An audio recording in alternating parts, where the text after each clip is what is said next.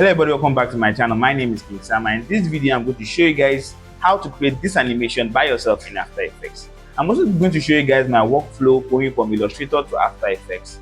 And this video went on longer than I expected, so I'm going to put time codes in the video so you can watch and skip past that already know. So let's jump right into the video. Okay, so guys, I just want to tell you that the project files for this animation is in my video description, so you can walk along with me if you want to. And the other thing I want to tell you guys is that there are multiple ways that motion designers actually get vector layers like this to work on. So if you want to do that, I can also go to this site right here. I'm going to leave the link to the site in my video description so you can check it out and see what you like. Look at it by yourself. And also you can also collaborate with another drawing person. What do you call them again? Artist. You can collaborate with an artist that can actually design it and send it for you. And you can also like animate it. And the last thing you can do is you can actually draw it by yourself.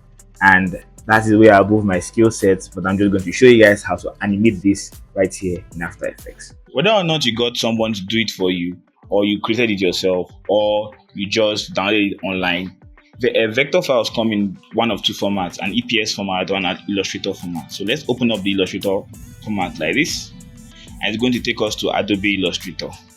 Okay, now welcome to Illustrator, and there are just some few things we actually need to do before we move this file into After Effects. First of all, we have two layers here, object layers and background layers. Now if you shut off these object layers here, you have shut off your vectors. So this is what you want to animate. So but all of them are inside our objects folder or file right here. So what I'm just going to do now is, if I open up this object layer here, I can open up this group also, and you see all our files are inside this group.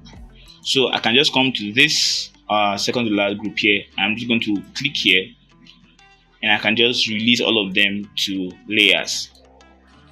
That's cool. So I can just select everything from beginning to end here, and I'm just going to drag it out like this. Now I think I can do here is that I want to delete unwanted layers. So you can just click what you want to delete and just drag them to the trash here, and it's just going to delete it for you. So another thing you need to also watch out for is that moving Illustrator files to After Effects, you can actually move like glows, things like glows like this. It's not actually going to translate well. It's actually going to show up with the borders in After Effects. So things like this, we have to delete it. And what else? Yeah, this happy graphic day, we don't actually need it because we're going to add our own text later straight from After Effects. So all these scribbles too, we don't actually need them. I just want something that is very clean. I don't think I need this one also. So let's just take something like this, for example. Now what I'm going to do is I'm just going to go through the file here, hold it down Control. I'm just going to select empty layers, so like this, and I can just drag all of them and just dump them.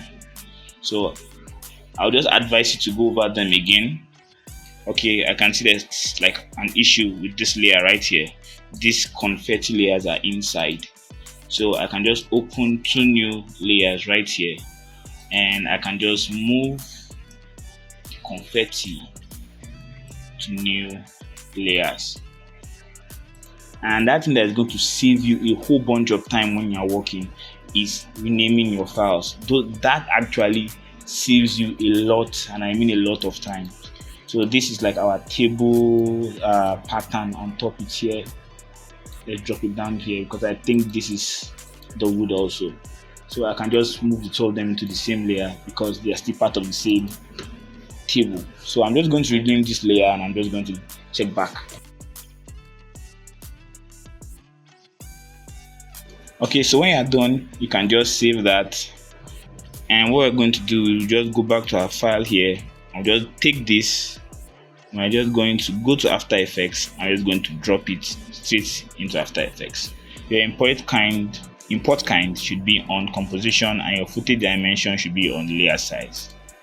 Now what I'm going to do is I'm just going to double click this new folder that I just opened, this new sequence I just opened, and I'm just going to Control A right here. I'm going to create a new composition. I'm going to call it animation,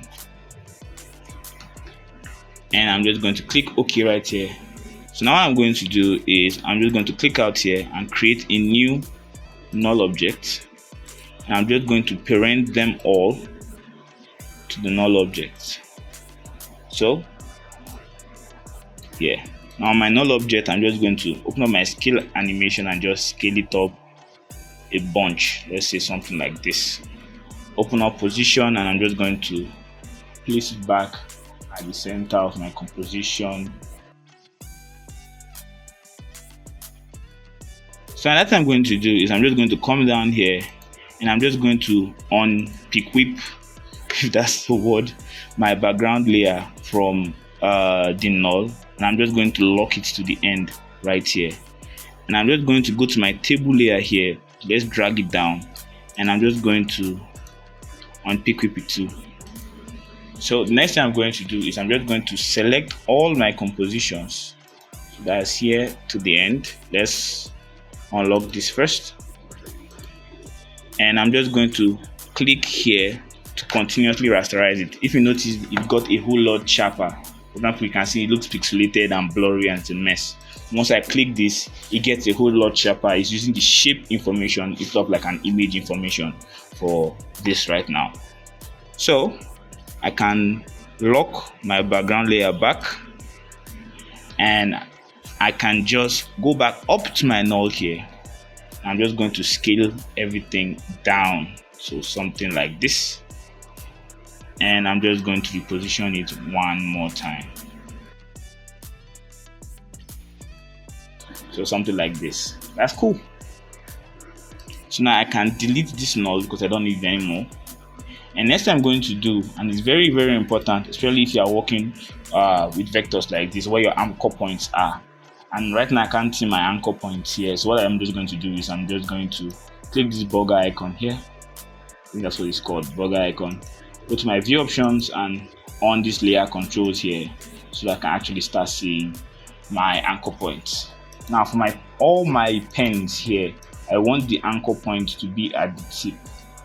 So for this eyedropper tool here, I'm going to move my anchor point to the tip here. My pencil here, same thing, anchor point to the tip. And I think that is all. Many of them have properly placed anchor points. So next thing I'm going to do is I'm going to go to my screen layer. That's right here. Now I'm just going to zoom a little bit more so I'll have more things to see. And I'm just going to I'm just going to click S to open my scale keyframe or scale properties. Then I'm going to put Shift R to open my rotation keyframes also. So I'm going to make a keyframe at 1 second for my rotation. Go to 0.15 frames here, and I'm just going to increase my rotation to 6. And I'm just coming to the beginning here, and I'm just going to take this to -10.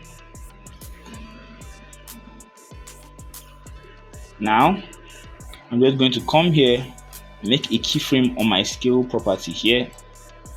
I'm going to come somewhere like here, and I'm just going to increase the scale like this. Now I'm going to come to the middle somewhere around here, and I'm just going to reduce the scale down like this. Okay, so now the next thing I'm going to do, I'm just going to the beginning right here and take my scale down to 0. Sorry, to 0. Now what I can just do here is I'm just going to copy this like so, and I'm just going to copy it.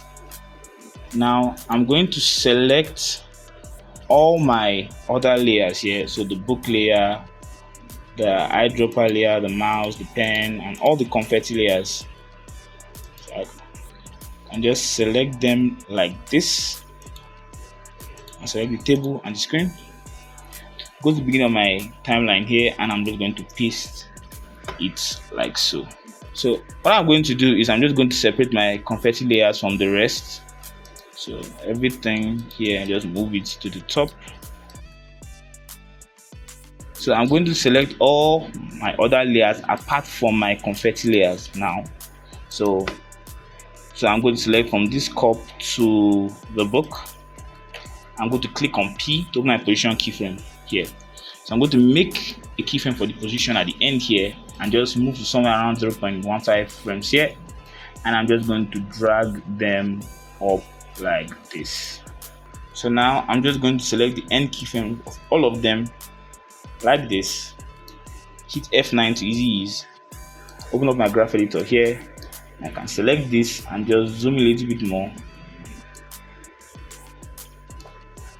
If you followed all these steps, this is supposed to have this now. This very simple animation. So what I'm just going to do now after I've done that is I'm just going to scatter them around. Let's start with this confetti layer. I want them to occur almost at the same time, but just with slight differences. Now I can select all my confetti layers here. Go to my effect and presets tab here, and I'm just going to type in wiggle.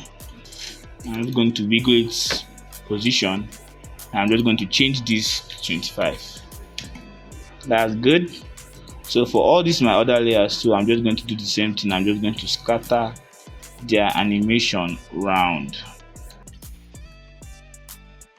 making sure the screen is one of the first things that actually animates in. If you do that, it's supposed to have something like this. Cool. Okay, so my mom always says something, the devil is in the details. So what I'm just going to do is I'm just going to my effect and preset panel here. I'm just going to type in transform. Now on my mouse layer here, I'm just going to apply this transform to my mouse layer like this.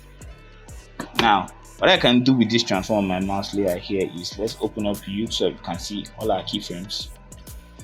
So after our initial transition in here, I can make a keyframe on our position right here, and can just move down my timeline like this. Let's say somewhere around here. And I'm just going to move this mouse. Oh, sorry, my bad. I'm just going to move this mouse along the line like this. Now I can alt click the stopwatch here, and I'll type in loop out. Make sure you put your air quotes and income. So what this does is just going to keep on looping the two keyframes throughout the animation. I'm just going to do stuff like that for all of them. Next thing I'm going to do it for is our pen layer here. So same thing, apply my transform property on my pen layer. So what I'm just going to do is I'm just going to take my anchor point to the tip of my pen here. And if your pen moves, don't worry, all you just need to do is reposition it back to where it's supposed to be. So here, I just move it down again, so like this.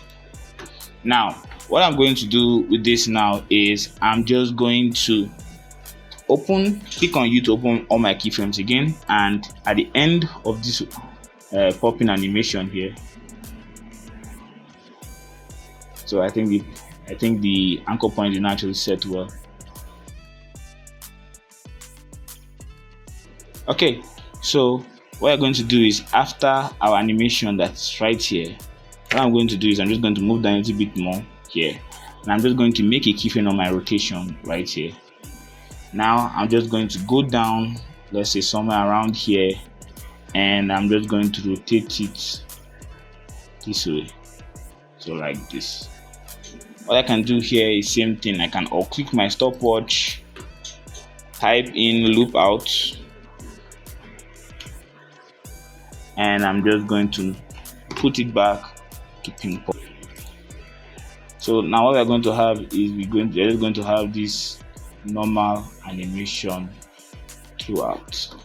Thank you guys for watching this video. Now that I have finished watching this animation, learn how to make it better with this video right here, or you can also check out this one, and I'll see you there.